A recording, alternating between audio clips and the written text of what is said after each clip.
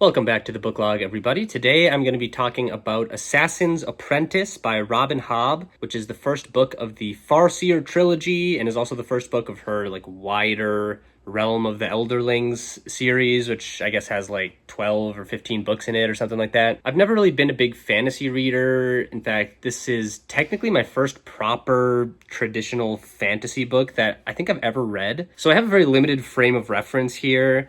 I had to deliberately remind myself to stop comparing it to the show Game of Thrones when I was reading it because they're probably not all that similar, all things considered. That being said, I have read a lot of books, so I can still talk about the story and what I thought about it, and overall I was pleasantly surprised. I thought the book was great. I liked the characters, I liked the atmosphere, I thought it had interesting world building. I think it has a relatively unique take on magic or powers and how those things fit into the story. It's also just really cozy. It has great writing, on a prose level, which I appreciated. I think I had a bit of a preconceived notion that a lot of fantasy stories focus much more heavily on plot and story and world building and let the writing kind of fall to the wayside, which might still be the case to some extent, but definitely not for this book. Robin Hobb's prose is fantastic. There are very many beautifully written scenes and passages, and I think her focus on character, emotion, and interiority really helps with that. And that leads me to talking about Fitz. Fitz Chivalry Farseer is the main character of this book and presumably the series as a whole, and he narrates the story in the first person. Again, I'm perhaps extrapolating here as someone who doesn't read much fantasy, but I'd wager that one thing that sets this book apart from other fantasy books is this singular focus on one character's mind and personality, which I feel goes a little bit against the ethos of a lot of other fantasy stories, which are large and sprawling and have ensemble casts covering huge distances. I'm sure this is subject to change and develop later into this series, but in Assassin's Apprentice, the story is pretty insular and is primarily focused on the life and times of this one character. Fitz is the bastard son of Prince Chivalry, who was the heir to the Six Duchies throne, but for various reasons, he abdicates his claim to the crown,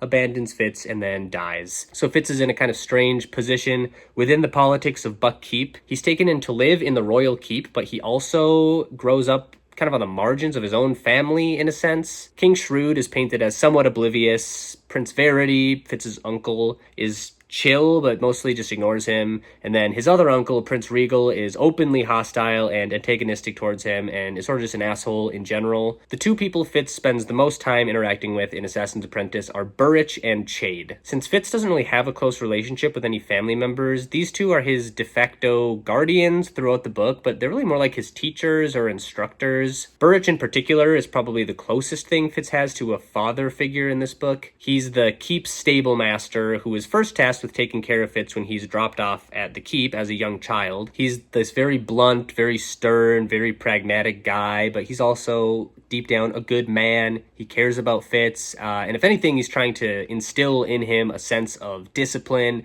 and restraint, which is important because Fitz exists in a somewhat hostile environment. Through Burrich, we are also introduced to the first of two powers or abilities or magic or whatever you want to call it that are available in this world. Fitz possesses this ability called the Wit, which lets him psychically bond with animals. He's able to connect with them in such a way that he can feel and sense everything they do. He can kind of live through their experiences and tell what they feel and what they want, and it also works the other way around too. This seems cool, but for some as yet completely unexplained reason, Burrich hates the Wit. He's disgusted by it. He thinks it's awful and repugnant. We don't really know why yet, but the first time Fitz connects in this way with his dog Nosy, Burrich forcibly separates them and gives Nosy away. Actually, at first the book leads you to believe he killed him, which almost tracks based on how viscerally Burrich seems to hate this power. At one point, Burrich cuts off Fitz for months for catching him using it. Again, still don't know what about it warrants this reaction, but in and of itself, it's a cool power, and Burrich is a very interesting and complex character in general. And then while I'm on the topic of magic, I'll bring up the other kind in this world, which is called the Skill. This one is even more nebulous than the Wit, but it's another sort of psychic ability where the user can project their mind outward and influence others and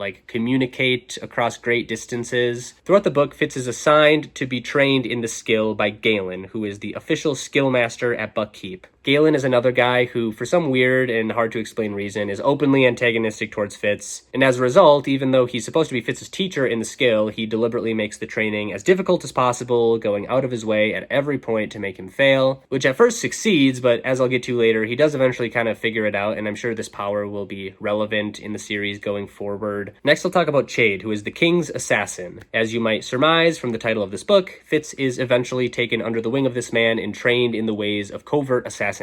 Chade is secretive, he's kind of witty, slightly eccentric dude who lives in some hidden passageway of the keep, and the two of them develop a pretty unusual but also compelling mentor-apprentice relationship. Throughout this bond, we get to learn a lot more about the dynamics of the kingdom and the royal family, as Fitz is tasked with various missions throughout the Six Duchies to do King Shrewd's bidding. At this point, these assignments primarily consist of hunting down and killing Forged Ones, which is another thing I haven't explained yet. There's this group called the Red Ship Raiders, who are very creepy and ominous and literally sail around on red ships where they go from town to town down the coast, capturing civilians, then either killing them or turning them into these mindless, id-driven zombie husks who are colloquially referred to as the Forged Ones, because the town of Forge is the first place that this happened. This is a pretty big existential threat to the Six Duchies, and I'm sure it's going to be a lot more important going forward in the series, but at this point not much is known about them or their intentions. Their relevance to the book is tied to the climax of the story, where Fitz travels to Jompe, which is this remote mountain city,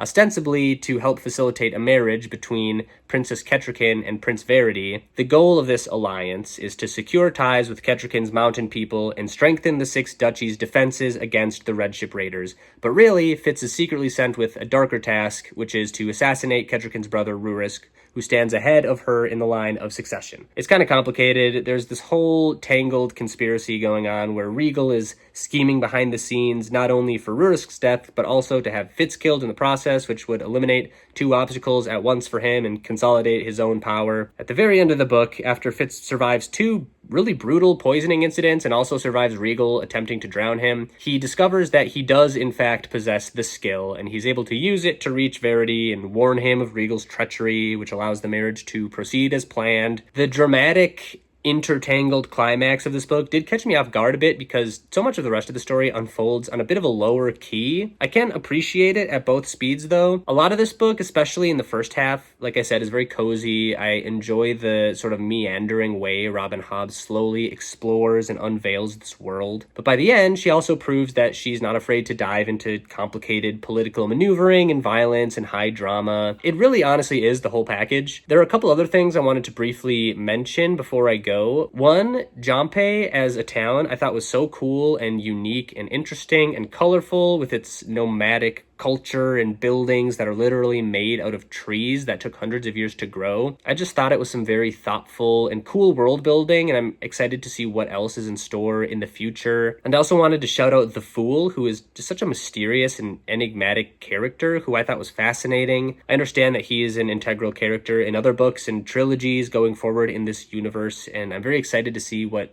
his deal is. Overall, I think this is a fantastic introduction to the series and this world. I am fully interested. I like the story. I like the characters. I like the universe. I'm definitely planning on continuing forward. And I guess that's all you can really ask for when starting a new long series like this. I'm going to give this book a solid 8 out of 10.